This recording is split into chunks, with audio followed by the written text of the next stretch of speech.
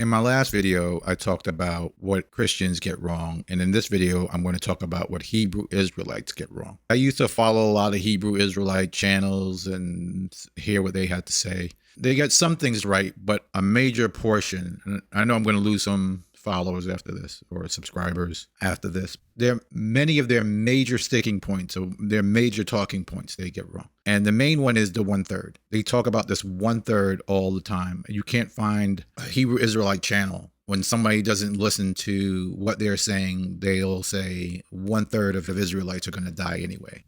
That's not correct. When the Bible mentions 1/3, it has nothing to do with 1/3 of Israelites being saved in a good way. The number of Israelites that are going to be saved are going to be way less than that. It will not be 1/3. And I think the reason why they use that 1/3 is because, of course, if 1/3 of Israelites are going to get saved, they feel that they have to be in that number because that number is still a big number, right? So if there are tens of millions or hundreds of millions of Israelites and 1/3 of that number is going to be saved, of course, they're going to be part of it. What Yeshua said was the road is narrow, small, thin. Very few people are going to find it. And if you feel like you've already made it there, I worry for you because I don't know how you can be so sure. I definitely am not sure for myself.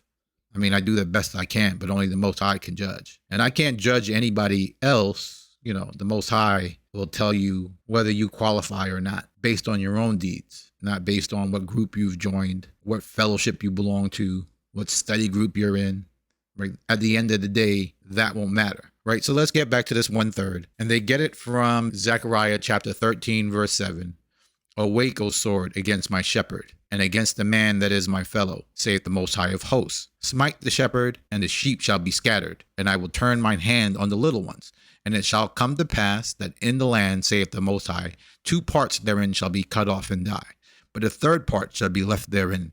And I will bring the 3rd part through the fire, and refine them as silver is refined, and will try them as gold is tried. And they shall call upon my name, and I will hear them. And I will say, it is my people. And they shall say, the Most High is my Elohim. Now, when we read this, it seems simple enough. 1/3 part is going to get saved, and 2/3 will die.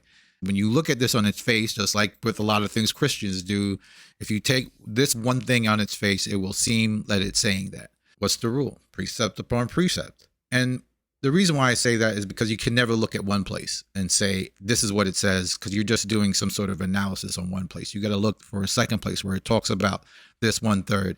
And what the Most High will do is he will, at times, shorten subject matters. He'll tell the long story and the short story. He'll tell a story that will take a whole chapter to tell, and then he'll sum it up later on in 2 verses. For example, Isaiah chapter 24:23, it says, the moon shall be confounded and the sun ashamed when the Most High of hosts shall reign in Mount Zion and in Jerusalem and before his ancients gloriously.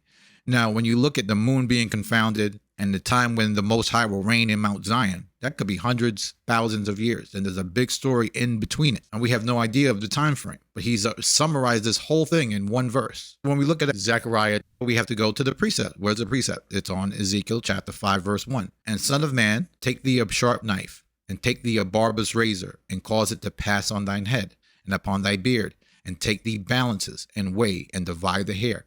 And thou shalt burn with a fire 1/3 in the midst of the city. And when the days of siege are fulfilled, thou shalt take a 3rd part, and smite about it with a knife. And a 3rd part shalt thou scatter into the wind, and I will draw out a sword after them. And thou shalt take a few in number, and bind them in thy skirts. But even though it says a few in number, he was saying 1/3, right? In Ezekiel, we see that 2/3 die, and the same 2/3 in Zechariah die. And the 1/3 that we see that are saved are just that they didn't die. But he said he's going to draw out a sword after them. In other words, chase them, but not kill them. It means they're going to struggle. They're going to suffer. And in Zechariah, when he says, I'm going to bring 1/3 through the fire, all he means is that these are the descendants of that 1/3 who didn't die. The ones that he drew the sword after in Ezekiel. It's the same 1/3. And we can also see this 1/3 in Revelation. Revelation chapter 12, verse 3. And there appeared a wonder in heaven, and behold, a great red dragon, having 7 heads and 10 horns, and 7 crowns on his head. And a tail drew a 3rd part of the stars from heaven, and did cast them to the earth. And the dragon stood before the woman which was ready to be delivered, for to devour her child as soon as it was born. When it says 1/3 to the ground, this is not angels. This is the 1/3 that we read about in Ezekiel. And the 1/3 that we read about in Zechariah, and cast them to the ground means no more power.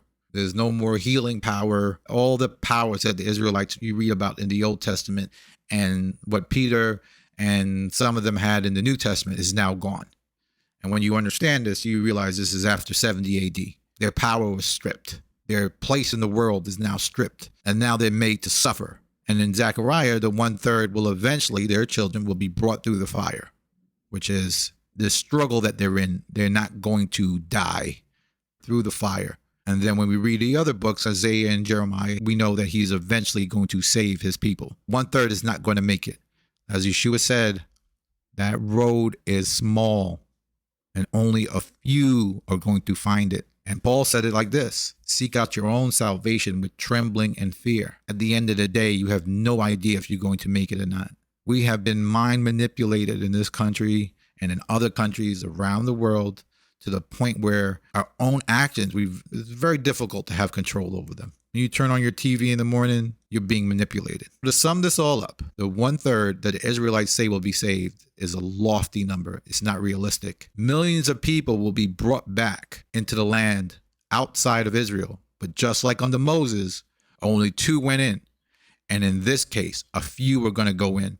Just because you get gathered and just because you're in the wilderness doesn't mean you're entering the land of Israel. It says, I will purge out the rebels from there. Being gathered is not a guarantee. That's it for today. Thank you for watching, and I will see you in the next video.